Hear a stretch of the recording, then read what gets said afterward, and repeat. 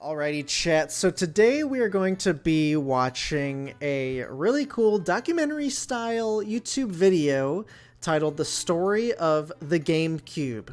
The Gamecube was well received by some and not by others. The advancements in technology were progressing very rapidly during the Gamecube's lifetime, and it just couldn't keep up. I mean, they wanted to protect themselves from people pirating games, but in doing so, using the very small discs, if you know, on the GameCube, they use way smaller discs, and that is for copyright and like piracy protection. But in doing so, it limits the graphical capabilities of the system. But over the years, people have loved the catalog of games on the GameCube. They do have some insanely entertaining, amazing games. Smash Bros. Melee, Legend of Zelda Wind Waker, Super Mario Sunshine, the song that's playing in the background right now. I mean, those three alone are crazy games. Mario Kart Double Dash, my favorite game of all time. So it's had its ups and downs, but we're going to learn here from the channel Double Dog just how interesting the GameCube's history and background has been over the years. So let's jump in, chat. Let's jump right in. Oh, that intro. Classic. Love it. I love it. The Nintendo GameCube is one of the greatest game consoles ever. I hold a deep love for this system, as do many others. Ooh, it has an amazing library of games, strong, one of the best controllers ever made, strong, and a plethora of add-ons and accessories that made the system stand out. Despite these factors, many issues held the GameCube back. It did. And caused Nintendo, once the dominating force of the video game industry, to change how they approached the market. It laid the groundwork of the modern-day image we see in Nintendo today. It wouldn't revolutionize the gaming world, but its impact is still felt to this day. Everything has a story. This is the story of the Nintendo GameCube and why it failed. Why it failed. To explain why the GameCube failed, we first have to look at what his Nintendo background was going music through before the system was even matches released. mine. Nintendo did well with their Nintendo Entertainment and Super Nintendo Entertainment systems in the 80s and 90s. By the mid-90s, however, new players in the video game market were pushing the industry in new directions. Much like Nintendo before it, electronics giant Sony became the leader in the field. Yes. The release of the PlayStation 1 would not only give Sony a foothold in the growing video game market, but would also set new records as their PlayStation 1 system would go on to sell over 100 million units by the end of its lifespan. 100 million? Nintendo For the PS1. stuck to their guns and offered a more powerful and cheaper game console, the Nintendo 64. N64. The problem came with Nintendo's format of choice. Rather than utilizing CDs, Nintendo would continue to use cartridges. Not only were they more expensive to produce, even but to they this also day, limited they developers use on cartridges. how much information they could stuff into their games. This alone caused already tense relationships with third-party developers to completely sour. The Nintendo 64, despite having better hardware and costing consumers less, would only see 296 titles released in North America. 296. And a total of 33 million units sold worldwide. Wow. Sony's PlayStation, on the other hand, would see almost 8,000 titles released on their system. 8,000? Nintendo was thoroughly knocked off That's their high crazy. stand and relegated to a distant second place. Nintendo tried to rectify their partnership with third-party developers by making the GameCube easier to develop for. However, Nintendo's format of choice ended up causing more headaches. Rather than utilizing the new DVD format, Nintendo decided to use mini-disc. While technically a form of DVD, the mini-disc held less information than the standard DVD. A regular DVD would hold around 4 gigabytes of data on a single layer. A mini disc could only hold 1.5 gigabytes. 1.5. Nintendo's ultimate reasoning was that the mini disc would help stop piracy. Unfortunately, this held back developers from putting their best versions of their games out on the GameCube. Nintendo even stated that the smaller size of the mini disc would benefit creators. Legendary game developer at Nintendo Shigeru Miyamoto stated, In a way, the smaller disc is a message from Nintendo that you don't need to fill out the capacity of a normal-sized DVD disc. If we want to make larger software, then we just make the game on 2 or 3 discs. This didn't go over well either, as developers of larger games would see an increase in manufacturing costs due to the additional disc.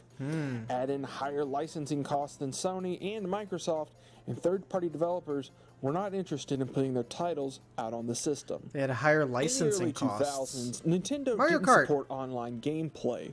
Oh my god, Despite so fun. talking about supporting online gameplay before the launch of the Nintendo GameCube, Nintendo would basically What's your abandon these main plans. on Double Dash? The GameCube I need to know your did 2 support characters. limited online gameplay through the use of a broadband Oh my adapter god, that was the sold broadband separately from the adapter. system. Publishers and Modem developers were adapter. tasked with creating Oh my and gosh. maintaining their own network for online play. Few ever would. Sega was the only publisher to support online gaming in North America with their Phantasy Star boy. Online games. Yeah, that's like the This would only cause game some that has big online on titles to skip GameCube. out on the GameCube entirely. Sony had an online system and multiple titles that featured play through it. Both first and third-party titles utilized these options. Similar to the GameCube, Sony sold a separate broadband adapter for these uses on the PlayStation 2. The elephant in the room, though, was Microsoft. Not only did the Xbox have a built-in broadband adapter on the system, but Microsoft heavily invested in their own network, Xbox Live. Yes. It's because of this service that Microsoft was able to carve out a spot in the gaming marketplace. While Nintendo would claim that players weren't interested in online gaming and would continue to do so until Players years aren't after the interested in GameCube online into production, gaming. Nah. it's hard to argue with the success that online gaming brought to Microsoft and Sony. That's funny. Nintendo would eventually launch their own service on the Nintendo DS and Wii, but to this day, they've still failed to implement online services that match other game consoles or storefronts. Another reason the GameCube failed was that it struggled with its competition from day one. Originally, Nintendo had hoped to launch the GameCube in 2000, but were unable to due to a lack of software ready for the system. Nintendo would even push some late Nintendo 64 titles like Luigi's Mansion onto the GameCube to make up for this. Nintendo did launch the GameCube in 2001, but did so 3 days after the Xbox came out and a full year after the PlayStation 2 in North America. Coming out last caused the PlayStation 2 to get a head start in sales and build a strong library of titles. It didn't help that the GameCube's launch lineup wasn't the best. A small batch of titles that notably lacked a plumber with a red hat didn't seem to impress people as much as Nintendo had hoped. Normally, an average launch for a game console wouldn't make a huge difference, but a massive drought of new releases in early 2002 only hurt the GameCube more. Poor It Luigi. wasn't just the delayed launch that He gave can the be GameCube successful trouble. too. The PlayStation 2 functioned not only as a game system, He's but always also second a to his DVD brother, player. Mario. This was an incredible asset to the system, as many Yes, DVD you could players play cost DVDs. just as much as the PlayStation 2 at the time of its launch. Yep. The Xbox would also support DVD playback, Really? albeit with the purchase of an accessory. This pushed That's the weird. divide between the competing platforms even further. Nintendo was never hesitant to say that the GameCube was a system specifically for video games. Yeah, Nintendo yeah. would sometimes even refer to it as a toy.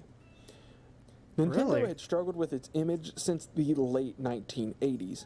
Sega famously made Nintendo come off as a company interested in making children's toys as opposed to titles aimed at an older audience. The image problem hit its peak with the GameCube. The system's strange design, which supported a handlebar and came in colors such as indigo, A was wave stark bird. contrast to the The bulky Rock, and oh my solid black gosh. consoles from its competition. The GameCube controller was also a hard sell at first glance. It featured oddly shaped buttons with different colors. The toy image was being capitalized on by Nintendo's competitors, as well as the third-party developers who didn't back the system.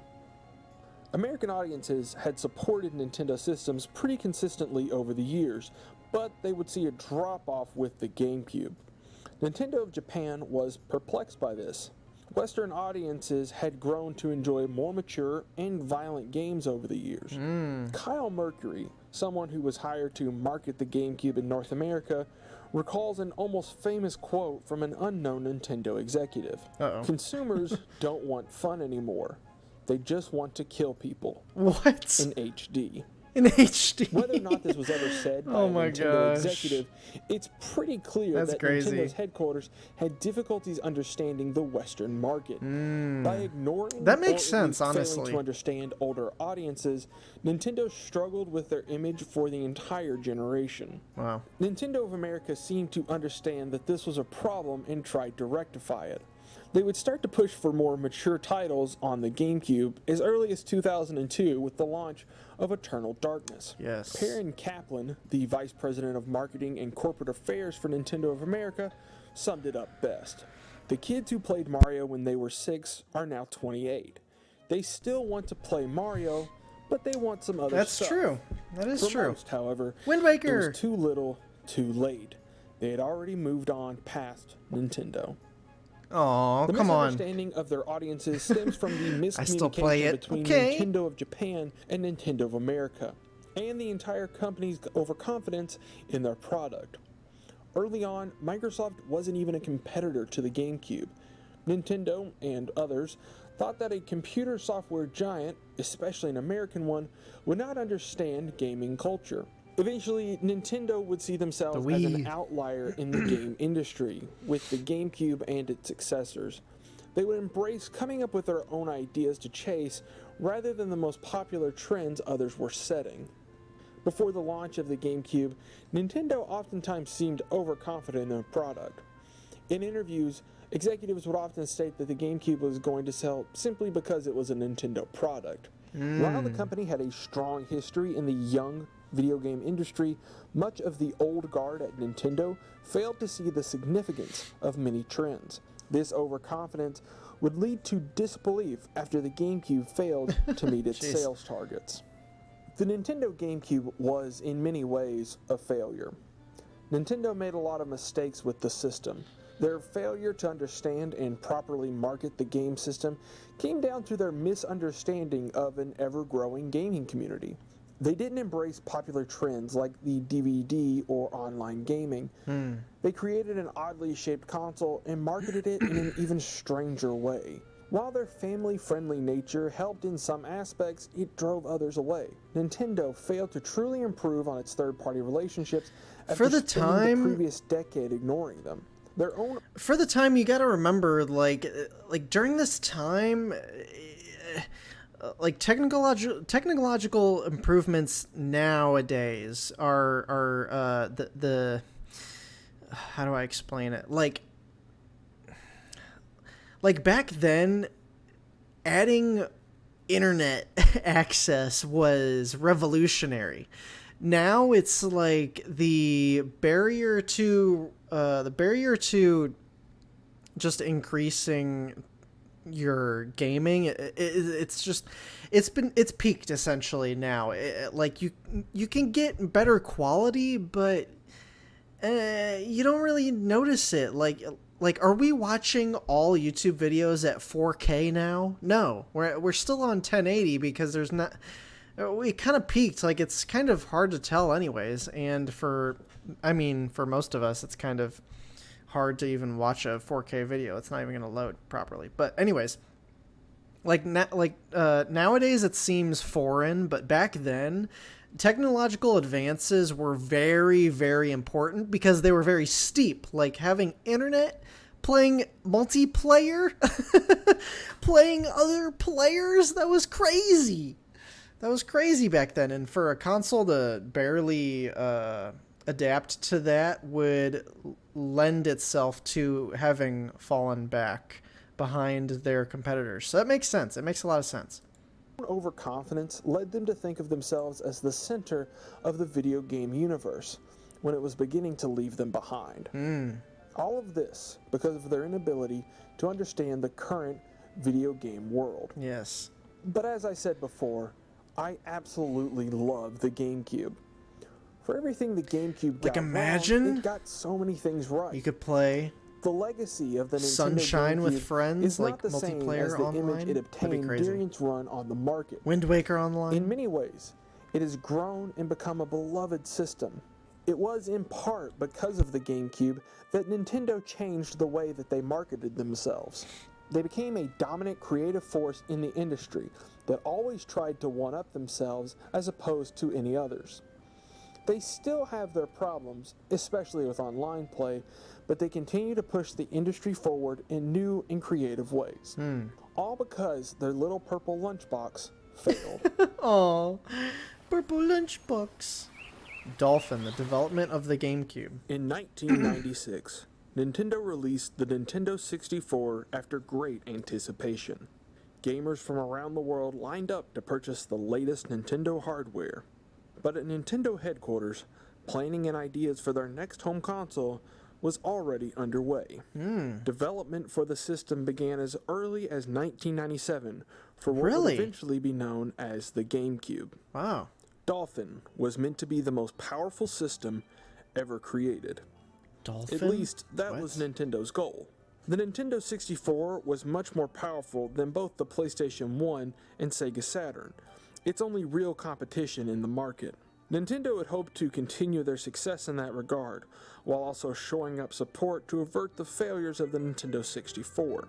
Despite its extra horsepower, the Nintendo 64 was outsold by the PlayStation 1 by a margin of 3-1, and continued Nintendo's shrinking footprint in the console market in regions outside of North America.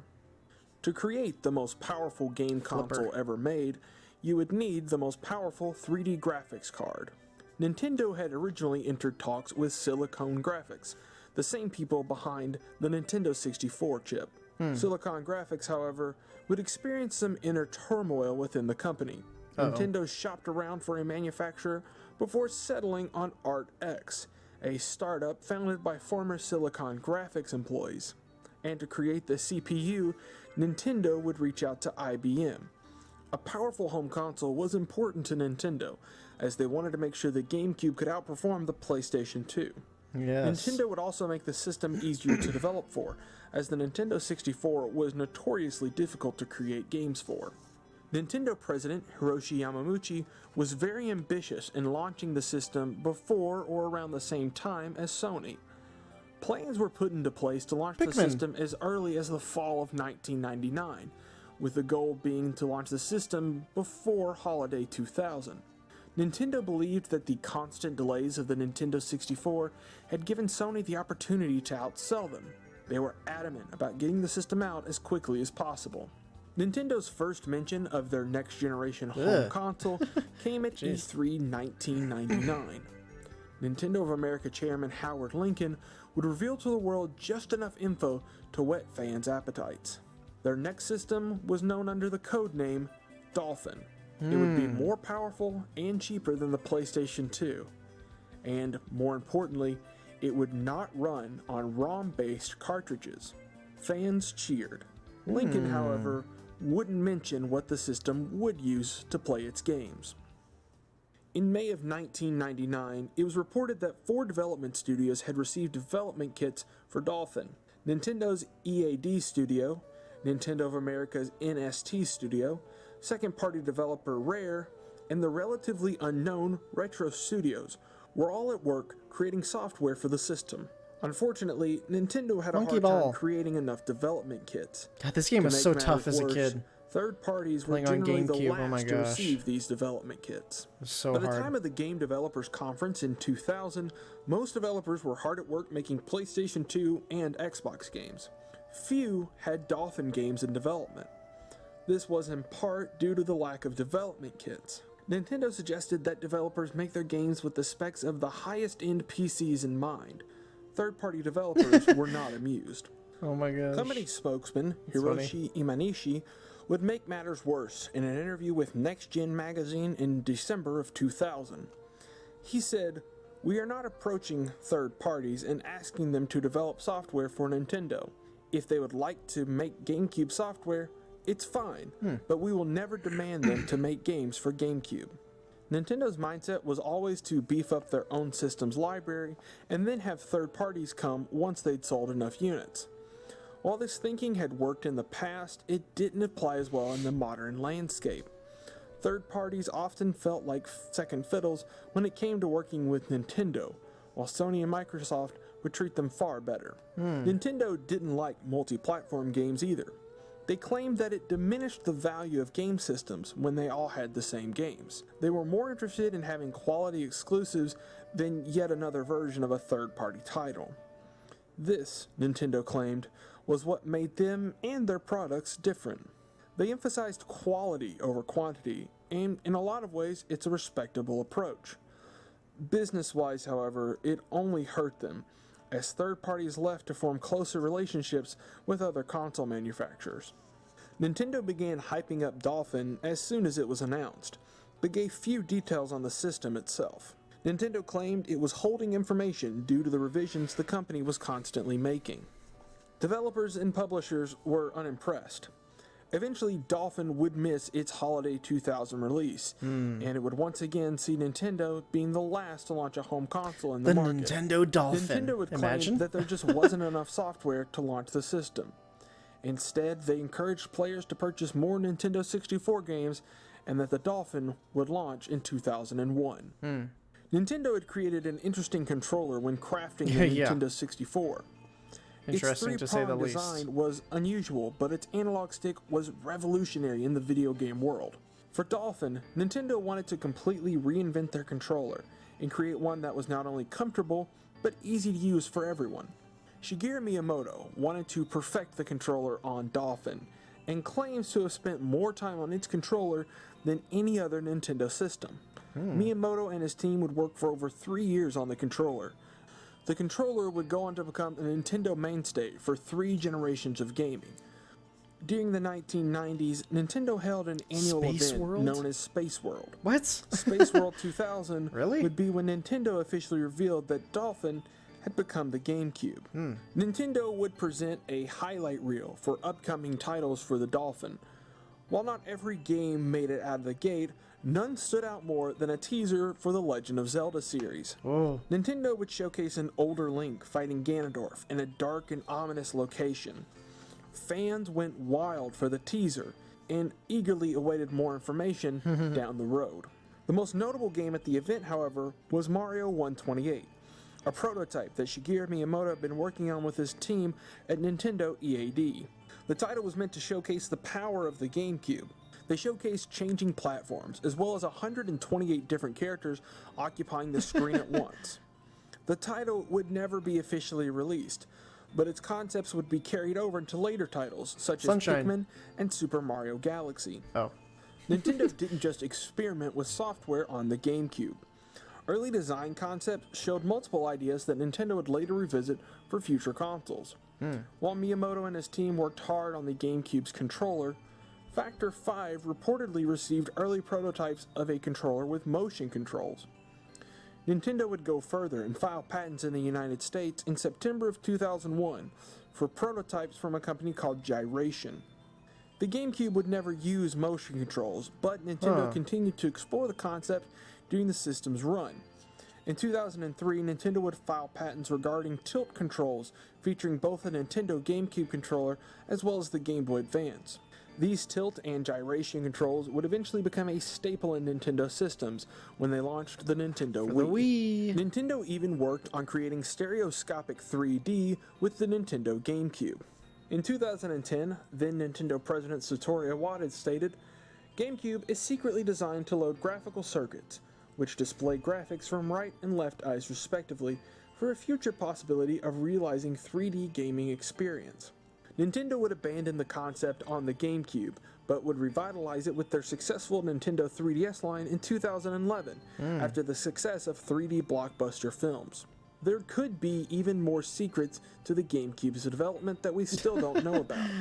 After all, we didn't find out about the GameCube's 3D capabilities until years after it was discontinued. Since the GameCube was delayed into 2001, Nintendo would once again be behind Sony. The Nintendo 64 was tasked with holding fans over in the meantime. Due to the GameCube and the Game Boy Advance, Nintendo's latest handheld console, software was stretched thin across all Nintendo platforms. Nintendo would only release a handful of Nintendo 64 games in 2001. The last Nintendo 64 title developed by Nintendo would be Mario Party 3, when it released in May of 2001 in North America, over 6 months before the Nintendo GameCube launched. At E3 2001, Nintendo dedicated their press conference entirely to the Nintendo GameCube, revealing the launch date, launch price, and the software hitting the system on day one. The GameCube would first launch in Japan in September. The United States would see the system on November 5th, with the rest of the world receiving it in 2002. The Nintendo GameCube was priced at $199.99. We had to wait too. $100 less than both the PlayStation 2 and the Xbox. Nintendo they were $300? handful of third-party titles. They released? What? And I didn't know that. Exclusives for the system. However, one major That's crazy. was missing. I thought they were cheaper. Mario, the mascot of Nintendo, would not have a new title available on the system when it launched. In his place would be his brother, Luigi, in his first solo outing, Luigi's Mansion. With roughly 6 months between E3 and the launch of the GameCube, there was one final event to hype the system up, Space World 2001. It was the perfect opportunity to showcase to the world what the future of Nintendo's latest system would have. While Mario would be missing the launch of the GameCube, a brand new Super Mario title was revealed, Super Mario Sunshine.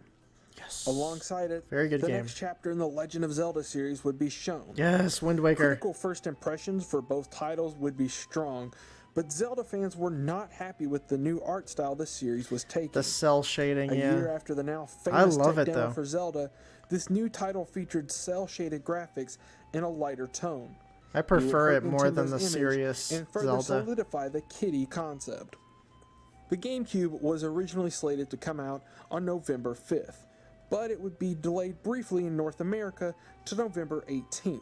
Nintendo said that this was to increase the total number of available units. Unfortunately, this would put the GameCube's launch 3 days behind the Xbox, making Nintendo the last one to the party once again.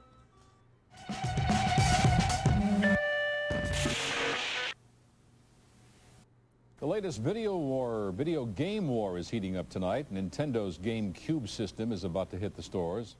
The Nintendo GameCube would launch in September of 2001 in Japan, and a launch in North America would follow in November. After successfully launching the Game Boy Advance in the spring and summer, all eyes were on Nintendo to see if their new system could live up to their past glory. It wouldn't be easy. The Japanese economy was in a slump. The United States of America had just experienced the worst terrorist attack in the country's history, and Sony had already been out on the market for over a year with the PlayStation 2. It would be the most difficult launch for Nintendo yet. The Nintendo GameCube launched in North America on November 18th, 2001. It was priced at $199.99, and it came with a system, one controller, and the appropriate hookups. The system would launch with a total of 12 games. Nintendo published 2 titles for their new system, Luigi's Mansion and Wave Race Blue Storm. Nintendo's former rival Sega would release 2 titles at the launch after discontinuing their Dreamcast system earlier in the year. They would port Crazy Taxi to the system and bring a brand new exclusive to the GameCube in Super Monkey Ball. The biggest launch title would be Factor 5's Star Wars Rogue Squadron 2 Rogue Leader. An exclusive Never a big to the Star system. Wars fan. The game was an audio and visual treat, featuring 480p resolution and 5-channel surround sound, thanks to Dolby Pro Logic 2. It's funny how this was revolutionary at the time. With licensed titles and sports games. As far as quantity was concerned, the GameCube was definitely lacking. The PlayStation 2 had launched a year earlier with 30 titles, and had spent that year releasing more critically acclaimed games. The Xbox, which released a few days before the GameCube, launched with the same number of titles, but it also had a massive hit, Halo Combat Evolved. Nintendo's lineup wasn't too bad, but compared to what else was out there, it's hard to argue that Nintendo started off on the right foot. It was even smaller in Japan. Only 3 titles launched with the system in September, the 2 Nintendo published games, and Sega's Super Monkey Ball. While the quality of the games wasn't too bad, there just wasn't a killer app for the system. Just a few weeks after the launch, on December 2nd, Nintendo would release 2 new exclusives for the system. The first was a new IP, Pikmin, from the legendary game developer Shigeru Miyamoto. The second would go on to become the best-selling game on the GameCube, Melee. Super Smash Bros. Melee. Melee would create one of the biggest followings of any Nintendo game. The title would sell over 7 million units, and is still being played by major competitive fighting game tournaments to this day. Nintendo delayed the initial release of the GameCube by 2 weeks to ensure that they had an ample supply of systems. 700,000 GameCubes would be available for the launch, but what good is it to have a system that no one knows about? In North America, the GameCube would receive a $75 million ad campaign. This paled in comparison to Microsoft's marketing push for the Xbox, which came in at $500 million. Nintendo was somewhat struck by this. Microsoft began promoting the Xbox in retailers much earlier than game makers had done in the past. Nintendo would go so far as to reach out to retailers asking why the Xbox would be promoted months before its launch. Nintendo's ad campaign was mostly used to highlight first and second-party Nintendo games. The campaign featured full-page ads in magazines, giant banners in malls, so and even a Hollywood party featuring the biggest and brightest stars at the time. Of course, Nintendo also invested in television commercials as well. They're interesting. Ads would showcase games and would feature the GameCube's iconic shape. That's weird. Microsoft was out to make their name known with the Xbox, and Nintendo struggled to match their marketing presence. Microsoft would have commercials on major networks, including ESPN and Comedy Central. They would have massive print ads, and even a promotion with Taco Bell. Microsoft's goal wasn't to completely snuff out its competition with the GameCube, but rather to snuff out all of its competition in the market. At the end of the day, it helped Microsoft establish a foot in the console market and has stayed there to this day. The console wars were real. After the North American launch of the GameCube, I know what this final is. piece of Nintendo-related hardware would launch in 2001. On December 13th, this is very Panasonic rare. released the Panasonic Q.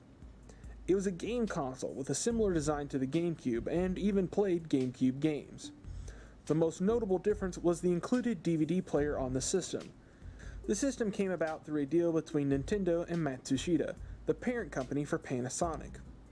The system would launch at a retail price of 39,800 yen, or roughly $440 US. Despite its added features, the Panasonic Q was largely a failure. It sold only around 100,000 units and was never released outside of Japan. The biggest problem was the cost of the system. While having an all-in-one unit is convenient, the Panasonic Q ended up costing more than a separate GameCube and a DVD player. It would be discontinued in December of 2003, just 2 years after its release. If you find one now, it's even more. It's like $1,000, I think. A successful launch in North America, selling through most of its allotted stock. Nintendo was off to a decent start. What followed was probably the worst period for the GameCube. Its first year drought. From January to August of 2002, the GameCube would only see a single first or second party exclusive come to the system. The M-rated horror title, Eternal Darkness. Nintendo would also release the first ever first party developed wireless controller for a game console, the Wavebird. The Wavebird was slightly larger than the original GameCube controller and lacked the rumble feature, but was completely wireless. Nintendo would see some support from third parties, notably an enhanced port of Sonic Adventure 2 and a remake of Capcom's hit Resident Evil. The lack of software was noticeable, and Nintendo would spend its time reminding the world to hold out hope for the titles coming soon. With the GameCube's launch behind them, much of Nintendo's staff would see a shakeup. Many high-level executives would retire or join different companies. The biggest was Hiroshi Yamauchi, the president of Nintendo. Yamauchi had been the president of Nintendo since 1949 at the young age of 22. Really? Yamauchi would completely change Nintendo as a company during his 53-year reign as president, transforming them from a small toy company in Japan to a global leader in the video game market. Yamauchi had been planning his retirement for a while, and had picked his successor, Satoru Iwata. Iwata had joined Nintendo in 2000 as the head of its corporate planning division, as well as sitting on the board of directors. Iwata had made a name for himself, previously as the president of HAL Laboratories. Iwata would become the company's 4th president, and the first not to be related to the Yamauchi family by marriage or blood. Iwata's leadership style was very different from that of his predecessors. He started by meeting with all of the department heads at Nintendo. Iwata would encourage employees to follow their own ideas when they disagreed with his direction, stating, "Creators only improve themselves by taking risk." Satoru Iwata would become president of Nintendo in May of 2002 and would serve as the head of Nintendo during the rest of the GameCube's lifespan. Iwata would become one of the most respected and beloved figures in the video game industry during the 2010s as he hosted Nintendo Direct. Iwata would serve as president of Nintendo until his death in 2015. He was 55. R.I.P. The software drought for the GameCube would come to an end in August of 2002, when the highly anticipated Super Mario Sunshine released to critical acclaim. Sunshine! The title was a follow-up to the beloved Super Mario 64 that had released alongside the Nintendo 64. Despite its differences from previous titles, the game would go on to sell 5 million copies, making it the 3rd best-selling GameCube title ever. Other notable releases at this time included Animal Crossing for North America and The Legend of Zelda: The Wind Waker in Japan. Yay, Wind Waker! Sega would port Phantasy Star Online to the GameCube in October, the only online GameCube game to ever be released internationally.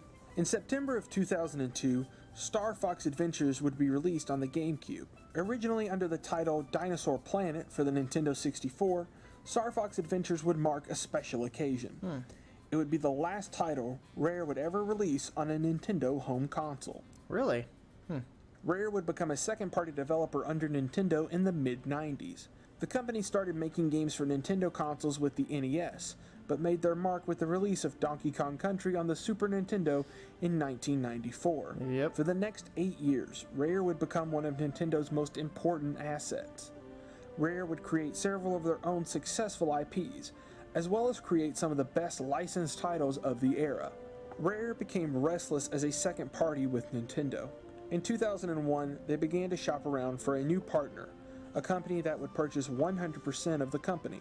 Nintendo seemed like an obvious choice, and had the option to make the first bid on the company. Rare, however, was interested in working with a third-party developer, so they had access to all the current consoles.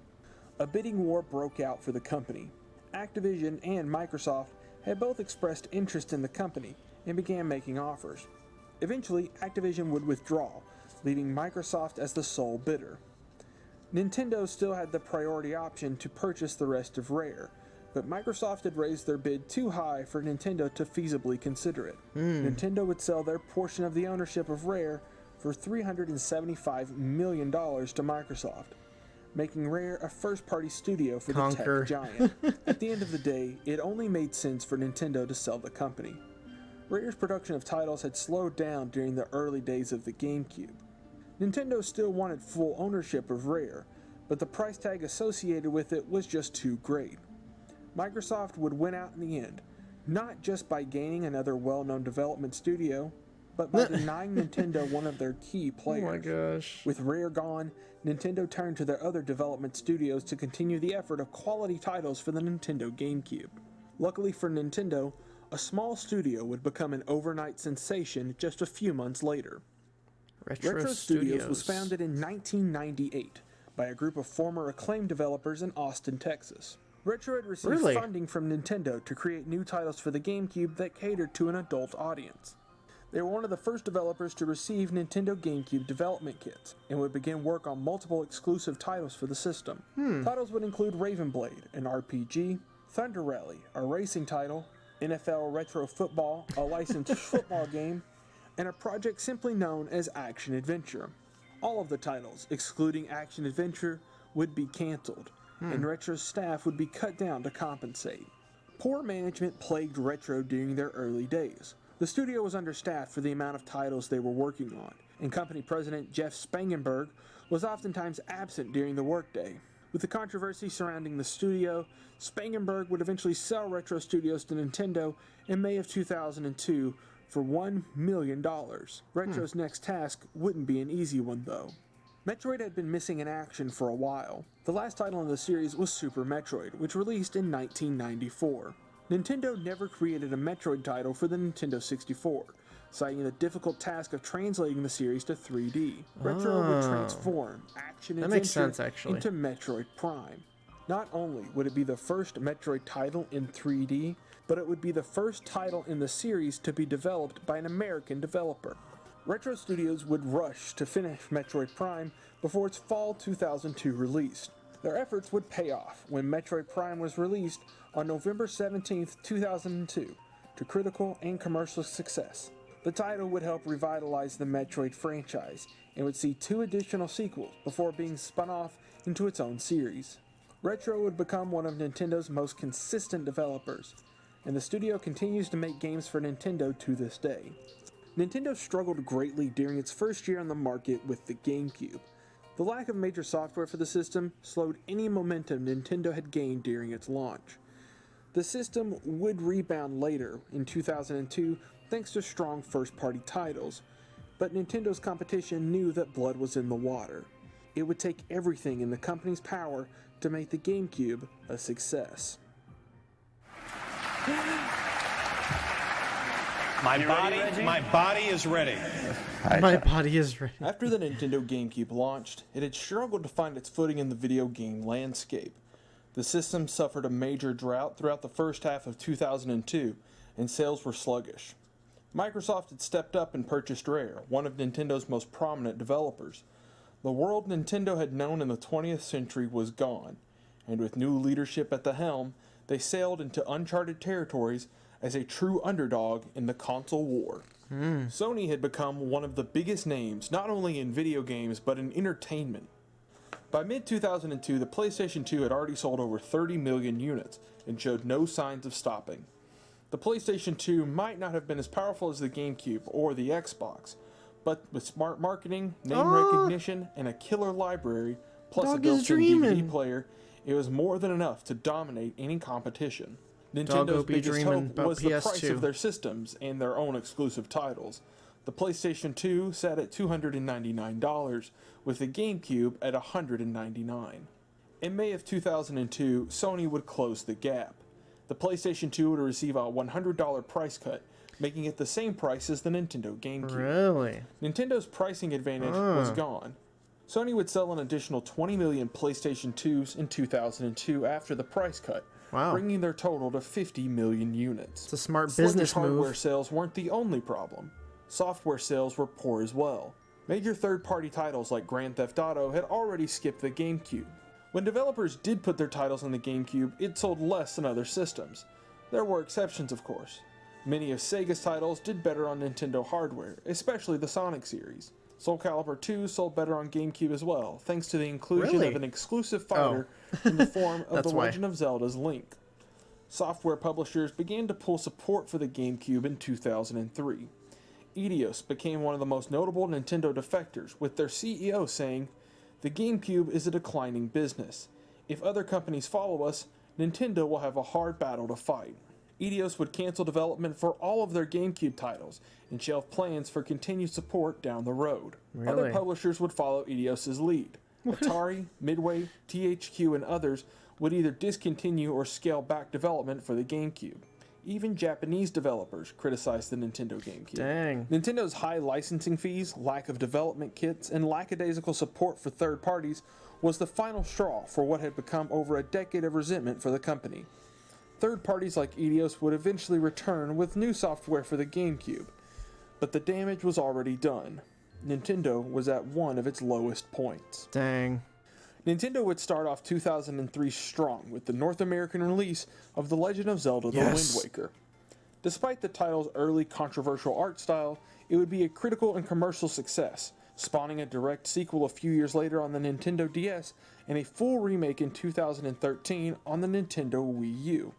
It just so happens to also be one of my favorite games of all time. Yes. In the summer of 2003, Nintendo would release the Game Boy player, an attachment for the Nintendo GameCube that allowed the system to play Game Boy, thrifting, Game Boy Color, it was crazy, and Game Boy Advance cartridges. One of my favorite finds. Connectivity between their successful Game Boy Advance line and the GameCube before, and this would take it to its furthest reaches. With the addition of the Game Boy player, the Nintendo GameCube's library grew to massive proportions. but it still wouldn't be enough to turn the tide. In September of 2003, Nintendo would make the most important decision regarding the Nintendo GameCube yet. With low sales and their warehouses full of unsold systems, Nintendo would enact a price cut, bringing the GameCube to $99.99. The system's new price would put it at the same price as Nintendo's other system, the recently released Game Boy Advance SP. Really? It was the same price? At the time of the price cut, the GameCube had sold a total of around 10 million units worldwide. During Q4 of 2003, after the price cut was put into place, a total of 3.5 million GameCubes would be sold. It would be the best-selling quarter for the system ever. The boost in sales was also helped by the release of hot new titles for the system, the biggest release being Mario Kart Double Dash. Let's go! It released in the coveted November time slot and went on to sell 7 million copies worldwide, making it the second best-selling game on the system. Nintendo had been struggling with third-party developers for some time. It had received some low-profile exclusives like Baten Kaitos and Lost Kingdoms, thanks to support from Japanese publishers.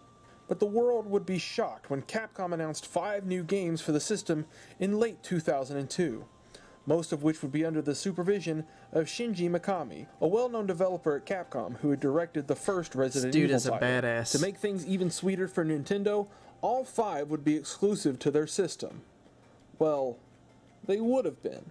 Capcom would claim just a month later that only one of the games would be an exclusive, but it didn't take the wind out of Nintendo's sails. The first game would be PN03, a third-person action game released in March of 2003. What are those moves? The title would sell poorly and receive mixed gosh. reception from critics. The next game would be Beautiful Joe, a 2D side-scrolling beat-em-up coming out in June of 2003. The response from critics would be better, but it didn't deliver on the sales. It would eventually be ported to the PlayStation 2 and receive 2 additional sequels. The third title was known as Dead Phoenix. Unfortunately, this game would be cancelled before very much information was known about it. It was meant to be a 3D style shoot-'em-up. The final 2 titles wouldn't see release until 2 years later in 2005. Going into 2004, Nintendo was finally starting to see positive results. The GameCube's price cut was paying off, and software sales were rising. It was time for Nintendo to finally pull out the big guns, and there was no better place to do it than E3. Enter Reggie Fils-Aimé. My name is Reggie. I'm about kicking ass. I'm about taking names. And we're about making games. Reggie had become the Executive Vice President of Sales and Marketing at Nintendo of America in December of 2003, but shot to fame at E3 2004. Reggie would become an internet sensation, thanks in part to his no-holds attitude when it came to speaking with the public. He would eventually go on to become president and COO of Nintendo of America, a position he holds until this day. Reggie's attitude wasn't just for show. It showcased a change in Nintendo's lineup for the year. Nintendo spent much of E3 2004 showcasing more mature titles to the GameCube that geared towards an older audience. Retro Studios was back once again with a sequel to Metroid Prime, with Metroid Prime 2 Echoes. Nintendo even allowed Capcom, a third party, to spend time showcasing their new exclusive for the system, Resident Evil 4. Other big games included Pikmin 2, Paper Mario: The Thousand Year Door, and Mario Party 6. Resident Evil 4 would be released in early 2005 for the Nintendo GameCube, with the rest of the titles coming out in late 2004. Nintendo would close out E3 2004 with one major announcement. Zelda. The Legend of Zelda series was back. Shedding these cel-shaded graphics for a more mature look, the crowd went wild. Rumors state that grown men wept at the announcement, and the timing couldn't be sweeter. The game was slated for release in 2005. Once the trailer had concluded, Shigeru Miyamoto, the series creator, stepped out of the shadows. He held a Master Sword and a Hylian shield, just as Link had done in the trailer before. Miyamoto, smiling ear to ear, would thank the audience for their support of the series. The announcement would go down in history as one of the greatest moments at E3. That's so With funny. the hype surrounding the GameCube, on January 1st, 2005, the Nintendo GameCube would get its newest owner, me.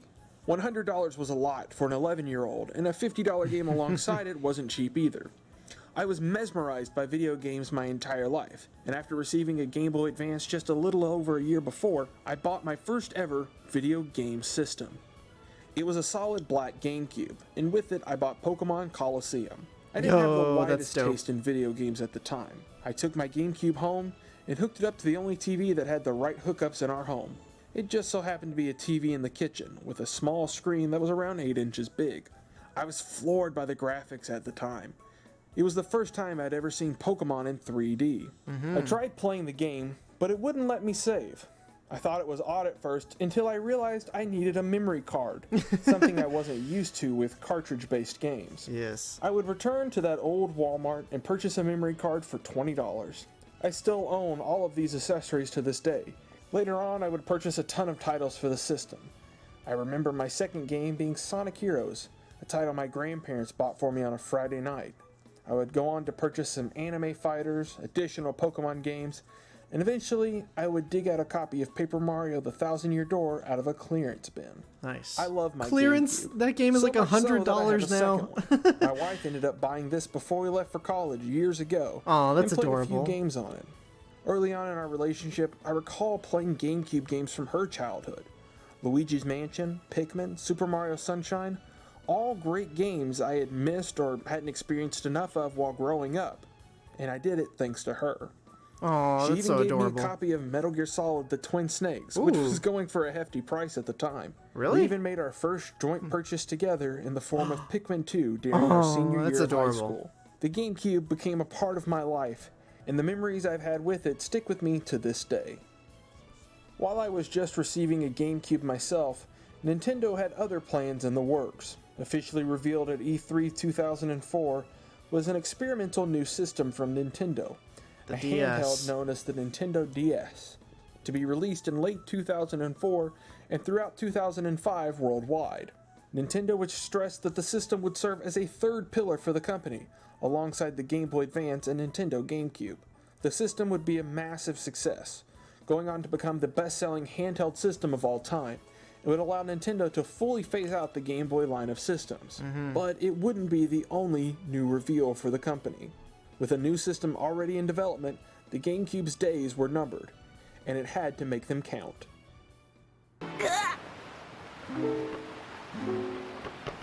No! Death and discontinuation. The GameCube was once again on the rise in 2005. It had received a price cut, making it the cheapest home console on the market. It had a growing library with third-party support returning to it. Nintendo's top brass were showing that they were willing to make the changes necessary to make their company work in the modern landscape. All was well until a new threat emerged. It wouldn't be a new competitor. It would completely change the way we looked at games, and would send the GameCube to its grave. It was a revolution. Nintendo's biggest success with third parties mostly came from the association with Japanese developers and publishers.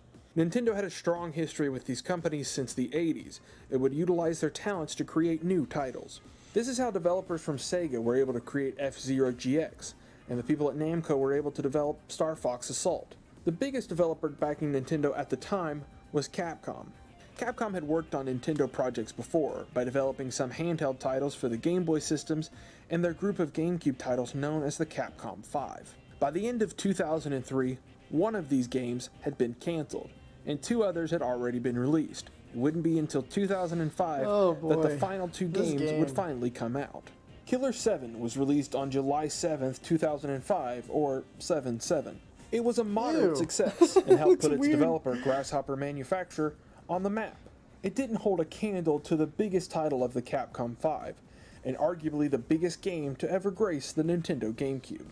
In January of 2005, after being delayed for years and reworked in a whole host of ways, Resident Evil 4 launched exclusively on the GameCube. The title had first been hinted at in late 1999, and had gone through many different revisions. One of the most notable was reworked into its own game and eventually became the franchise Devil May Cry. But it all paid off. Resident Evil 4 became an instant success. It was considered one of the best games of 2005 and frequently ranks among the highest rated Nintendo GameCube titles. His binoculars It would just help went through his popularize hair. the over-the-shoulder That's funny. camera angle used in third-person shooters and set a new standard for action games. The title would sell 1.6 million copies on the GameCube, but it just wasn't enough. Despite Capcom's claims that Resident Evil 4 would remain an exclusive for the GameCube, they quickly began working on a port for the title for the PlayStation 2. It only made sense for Capcom to capitalize on it given the series' history on the PlayStation, as well as the massive install base the PlayStation 2 had. Nintendo wasn't happy, and is rumored to have resented Capcom over this decision. Nevertheless, Resident Evil 4 would launch on the PlayStation 2 in October of 2005, giving the GameCube its biggest third-party exclusive for a total of 10 months. The title would continue to receive ports to basically every console released after 2005, with the only current exception being the recently released Nintendo Switch. With a few minor exceptions, Resident Evil 4 has always received high praise regardless of the system that it's been on, and many still consider that Resident Evil 4 is one of the greatest games ever made, myself included. Really? At E3 2004, Nintendo had returned to form. For their next conference, they would have to make sure the world was watching. Microsoft was preparing to launch their next system, and Sony had already begun hyping up their new system, the PlayStation 3. Yes. Nintendo would shock the world with their own announcement. At E3 2005, Nintendo would reveal their next console under the codename Revolution. The new system would feature motion controls, something Nintendo had experimented with during the GameCube's development. The most surprising feature, or rather the lack of, the new system wouldn't sport HD graphics, making the Nintendo the outlier in the race for the most powerful game console. The Revolution would eventually become the Nintendo Wii. Yes. Since the Wii was a successor to the GameCube's days were numbered. It wasn't all bad news for the GameCube, however. The Wii would be fully backwards compatible with the GameCube and would still utilize the system's controllers and memory cards. Many Wii games would use the GameCube controller too. Nintendo basically built the GameCube into every Wii for the first couple of years of production. Yep. The GameCube wasn't done yet, as it would still see a plethora of high-profile titles throughout 2005. Fire Emblem would return to home consoles with Path of Radiance. Oh. Intelligent Systems also took their Advanced Wars series and brought it to home consoles in the form of Battalion Wars. Mario wouldn't miss out on the fun either, as many Mario spin-offs would come to the GameCube. Donkey Kong even made a minor comeback with Donkey Kong Jungle Beat, a 2.5D platformer that used the DK bongos as a controller. Nintendo would continue to reach out to third parties to help with their properties as well. Star Fox Assault was developed by Namco, and Konami helped create one of the strangest spin-offs in the Mario universe, Dance Dance Revolution. I played Mario this Mix. game. Nintendo would even publish their second M-rated title in August of 2005 with Geist, a first-person adventure title with shooter elements. Third parties would begin to return to the GameCube in 2005. Eidos, one of the biggest defectors, would publish LEGO Star Wars on the GameCube in late 2005, and future multi-platform titles would come to the GameCube, albeit usually later than its counterparts on PlayStation 2 or Xbox. Eidos would even release Tomb Raider Legend on the GameCube in late 2006, a massive change as the series had previously been a PlayStation icon. 2005 would prove to be a good year for the Nintendo GameCube. One major title would miss 2005 though. The GameCube's second Legend of Zelda title, Twilight Princess, would be pushed back into 2006. 2006 would be an otherwise unimpressive year for the GameCube. Dang. With the Wii's release coming, the GameCube would see very few new titles. Chibi Robo would come out in February, bringing a new IP under Nintendo's wings. Nintendo would release the experimental Odama in April. The title was part pinball game and part real-time strategy. That's weird. Using the GameCube's microphone, you commanded troops while trying to move a massive ball across the map with the controller. It was strange, to say the least. Baten Kato's Origins would come out in 2006 as well. It was a prequel to the original GameCube exclusive that launched in 2003. The title would be published by Nintendo. Less than a year later, Nintendo would purchase a majority stake in the shares of Monolith Soft, the game's developer, making them a first-party Nintendo studio. E3 2006 was primarily about the new Nintendo Wii, but the GameCube wasn't forgotten.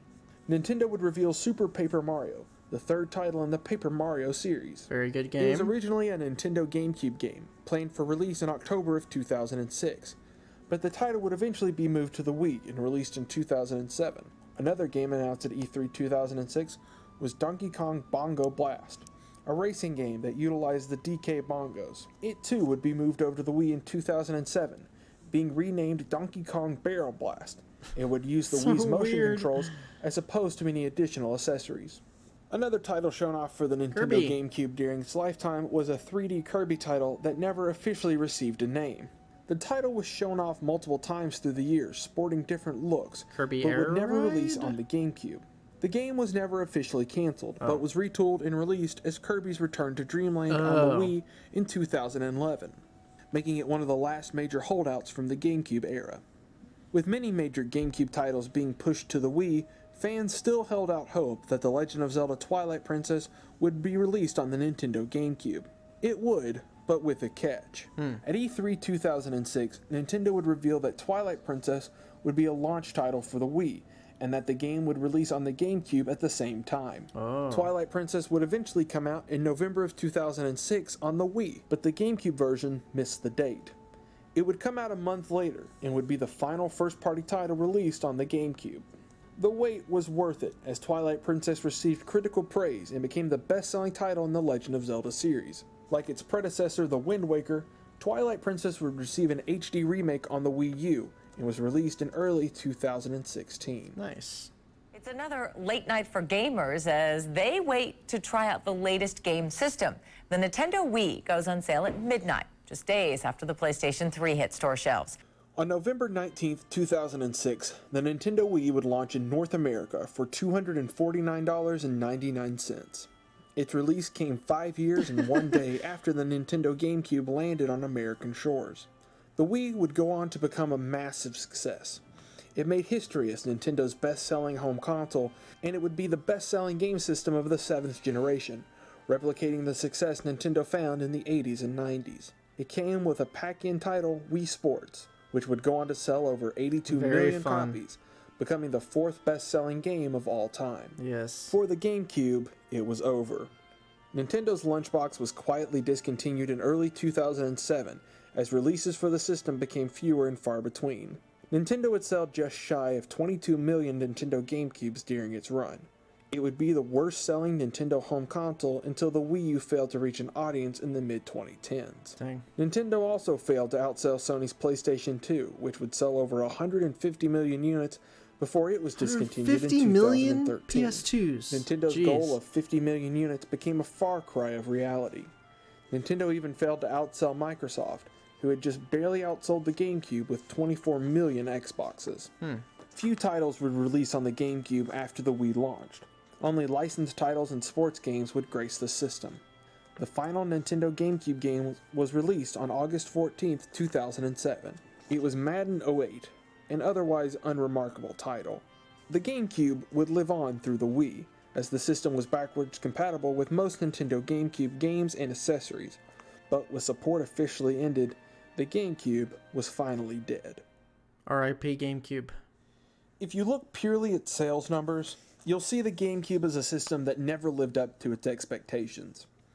It was defeated in a three-way console war by an industry giant and a newcomer. It failed to meet Nintendo's sales goals and produced a system that felt behind the times in many ways. Yes. But that's only on the surface level. Look beyond that and you'll find one of the best systems ever created. A system whose story completely changed the company behind it, and whose games are still being played by millions to this day. This is the true story of the Nintendo GameCube. Not one of failure to act in its time, but the system that built a legacy and a coalition of passionate fans. This is the story of the Nintendo GameCube and how it was a success. How it was a success. The GameCube would live on through the Nintendo Wii. It wasn't just a statement regarding the Wii's ability to play Nintendo GameCube games. Rather, what Nintendo experienced with the GameCube was largely their failure to create a solid audience of fans. Starting with the Nintendo DS and Wii, Nintendo would employ a new strategy in the video game market. For years, it had always been an arms race to create the most powerful system possible. Nintendo would begin to focus less on creating powerful systems after the GameCube. This new marketing strategy is known as Blue Ocean. Without getting into too many details, Nintendo hoped that it would be able to tap into a market that had not yet been represented with video games. They would create a system that appealed to casual and non-gamers, while still trying to appeal to the more hardcore demographic. Both the Nintendo DS and Wii stripped away features that would normally be seen in consoles at the time. Neither would have bleeding-edge technology built into them. Instead, these systems would create one-of-a-kind ways to play video games. For the Nintendo DS, it would be its dual-screen setup and bottom touchscreen. For the Wii, it would use motion controls. The Blue Ocean strategy worked for a while. The Wii and DS are the best-selling Nintendo console and handheld respectively. The Wii would sell over 100 million units, beating out both the PlayStation 3 and Xbox 360, despite its lack of high-definition graphics. Nintendo's handhelds never had trouble with sales, but the DS did have strong competition with Sony's PSP, further cementing the success of the system. The Blue Ocean strategy didn't always work, however. The end of the Wii's lifespan saw a massive decline in sales as new competitors started to crop up. The Nintendo 3DS was never able to replicate the success of the DS, and the Wii U would be an even bigger failure than the Gamecube. Software sales, in general, were never as strong on Nintendo consoles compared to other systems, and with a few exceptions, attachment rates for software were low. Things are looking up for Nintendo now. The Switch once again features a concept that is both original and well-liked. At the time of this video's release, the Nintendo Switch has already sold over 15 million units worldwide, outselling the Wii U just a little over a year after launch, and it's on pace to sell even more. The GameCube was a somewhat experimental system for Nintendo, as many of the ideas introduced or scrapped for the system would return later on down the line. Motion controls were first thought of with the GameCube, and would be revisited with the Nintendo Wii. Stereoscopic 3D would be used with the Nintendo 3DS. So Games like goofy. Odama and the later Mario parties would use a microphone to control portions of the game, something that would be built into the Nintendo DS and 3DS for uses with various titles. The biggest was the connectivity between the GameCube and the Game Boy Advance. Yeah. The connectivity between these two systems would be fully explored with both the Wii U and the Nintendo Switch. The Wii U's two-screen setup might remind many of the Nintendo DS family, but Nintendo experimented with this idea in titles like The Legend of Zelda: Four Swords Adventure. Asymmetrical multiplayer, something heavily featured with the Wii U, was experimented on with the GameCube as well. Pac-Man Vs. is a great example, as one player played as Pac-Man on the Game Boy Advance, while the other players played as Ghost on the Nintendo GameCube. This Really? is incredibly similar to the Luigi's Mansion mini-game in Nintendo Land, and it all started here. For the Switch, Nintendo has fully integrated its handheld line with its console line, something the Game Boy player tried to do with the GameCube. It wasn't exactly the same, but it showed that Nintendo was definitely considering how it could merge their two branches together when the time was right. It's almost impossible to discuss the legacy of the Melee. Nintendo GameCube without mentioning Super But- Smash Bros. Melee. Why is the character's name Normally, But? competitive fighting games my are gosh. dropped when a new version or a sequel to the previous title come out. For Melee, which released in 2001, this isn't the case. The Smash Bros. Series doesn't see as many new releases as other popular fighters, but Melee has managed to weather the release of 2 new entries. This all comes down to Melee's fast and tight combat, and its massive fan base who refuses to let it die. Melee is still being played at top-tier fighting game tournaments like EVO, taking a place alongside the most recent entry in the series, Super Smash Bros. For Wii U. Fans have even prayed for an HD re-release of the title for years, and simply want the game to remain exactly the same, but with a fresh coat of paint and online support. All of this from one of the GameCube's earliest releases. The dedication from this community alone has kept the GameCube alive over the years. Melee has also had an impact in keeping the GameCube controller around. The first model of the Nintendo Wii would have 4 GameCube controller ports built into the system. It not only let players use their GameCube controllers to play their GameCube games, but many Wii titles would also use it as well. The GameCube controller would even have a symbol on the back of Wii game cases if the title supported the GameCube controller. For the release of Super Smash Bros. For Wii U, Nintendo would release a GameCube adapter for the system. The accessory would plug directly into the console, and would only be used for Super Smash Bros. Nintendo released a brand new version of the GameCube controller to go along with it, swapping out the original logo for the Super Smash Bros. Logo. Today, the Nintendo Switch supports the GameCube adapter as well. Nintendo sneaked in adapter support through a system update, and as of now, no title has officially supported the adapter. Speculations, however, claim that it could be used for a new Super Smash Bros. Title, or even the re-release of classic GameCube games on the system. Speaking of classic games, the GameCube had a ton of them. Since online play for the 6th generation of consoles is gone and the DVD format is dead, the GameCube is on a more even level of features compared to the PlayStation 2, Xbox, and Dreamcast. There's some quality third-party titles on the system. Sega really supported the GameCube with exclusive ports of its Sonic Adventure series, a few exclusive Monkey Ball titles, and new IPs like Billy Hatcher. Sega ported a lot of Dreamcast games to the system as well, including the beloved Skies of Arcadia. Sega would see a lot of success with the GameCube, and almost all of their multi-platform titles would see a release on the system. Namco, or as it would later become known as Namco Bandai, had success with the system as well. Not only would they release Baten Kaitos and their own take on the Star Fox series, but Bandai Namco would even release the JRPG mega hit Tales of Symphonia. Konami would remake Metal Gear Solid 1 on the GameCube, calling it the Twin Snakes. And of course, there was Capcom, who had become one of the most notable publishers for the system. While many of the games Capcom released on the GameCube would be ported to other consoles, their brief exclusivity helped pave the way for the system. The Capcom 5, or rather 4, made big news out of their exclusivity. Beautiful Joe spawned a brief but beloved series. Killer 7 would put its creator Suda51 on the map, and led to a bizarre but praised career. Resident Evil 1 would be remade for the GameCube, with a prequel called Resident Evil 0 coming out shortly after. Capcom ported Resident Evil 2 and 3 to the system too. Resident Evil 4 would become a milestone, not just for gaming, but Capcom as well. Not only would it be the GameCube's biggest third-party title, but it reinvigorated the franchise, and inspired multiple action and horror games for years to come.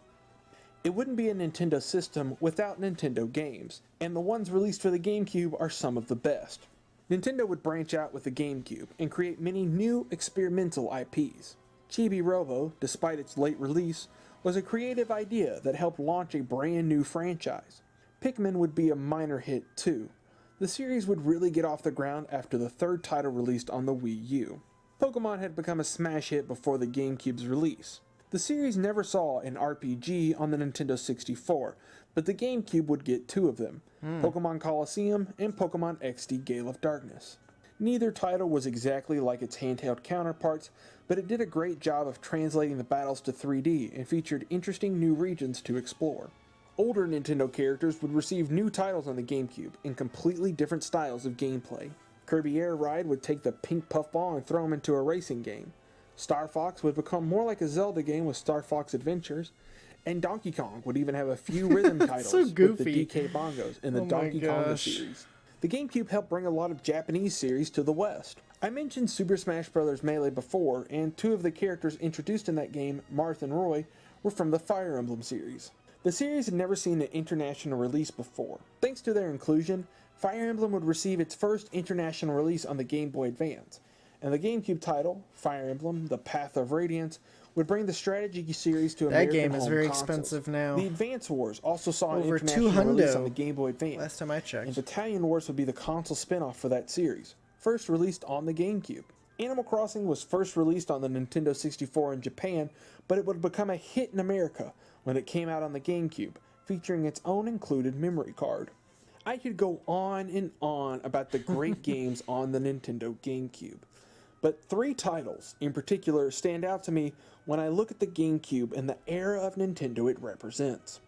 The first is Super Mario Sunshine. Yep. Sunshine Classic. represents Nintendo's need to constantly innovate on old ideas. It would have been easy for Nintendo to just make a Super Mario 64 too. Instead, they came up with a new mechanic that completely changed the way the game was played. In return, the way the game was made became completely different as well. Movement in Super Mario Sunshine is the most important piece of design, and creating levels around that made the game better. The next title that I want to mention is The Legend of Zelda: Wind Waker. The Wind Waker is a mostly normal Zelda adventure by modern series standards. You explore a massive world and the dungeons within it to save the day. It's a linear path to beat the game, and you have a pretty standard combat cycle. It has more in common with The Legend of Zelda: The Ocarina of Time, the first 3D Zelda title, than any other game except for maybe Twilight Princess. What sets it apart is its art style. The cel-shaded graphics were seen as kiddie at first. Gamers at the time were furious that the series did not go with a more mature style and tone. However, The Wind Waker proved that a more cartoonish art style does not mean a game has to be dumbed down to its subject matter or designed for a younger audience. The team behind The Wind Waker made a game that has stood up to the test of time better than any other Zelda game before or after it. The risk that Nintendo took creating this title when fans were screaming for something different is impressive. Ultimately, we received the best result, as The Wind Waker is one of the greatest games of all time. Super Mario Very Sunshine showed that Nintendo didn't want to take the easy route, and The Wind Waker showed that they were willing to take risk. But Metroid Prime is perhaps the most important game ever made for the GameCube. Metroid is a loved series, and that was no different in the late 90s. Nintendo had struggled to translate the series to 3D. When Retro Studios, a recently founded developer that had been wrapped in scandal since its creation, took a crack at creating the first ever 3D Metroid game, anyone in their right mind would have been freaked out. The Metroid series was returning, but to many it looked like it wasn't going to be sticking around for long. The level of commitment and expertise behind Metroid Prime made it into one of the best games ever. Metroid Prime translated a 2D side-scrolling series into a first-person adventure game.